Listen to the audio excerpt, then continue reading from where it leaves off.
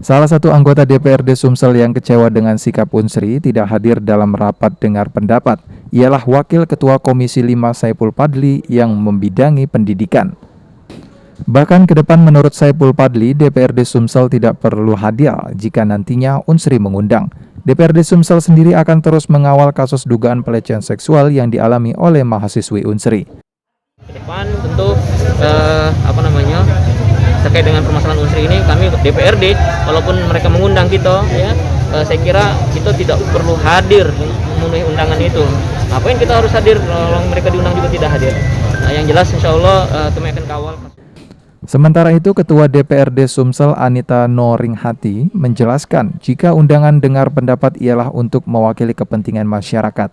Jika Unsri akan memanggil DPRD Sumsel, kader Partai Golkar Sumsel ini masih mempertimbangkan. Kami mengundang itu mewakili kepentingan masyarakat loh, gitu loh. Jadi apakah memang Unsri itu tidak suatu lembaga yang tidak bisa tersentuh oleh masyarakat? Kami ini mewakili kepentingan masyarakat. Oh, jadi Unsri nanti akan memanggil DPRD, Bu?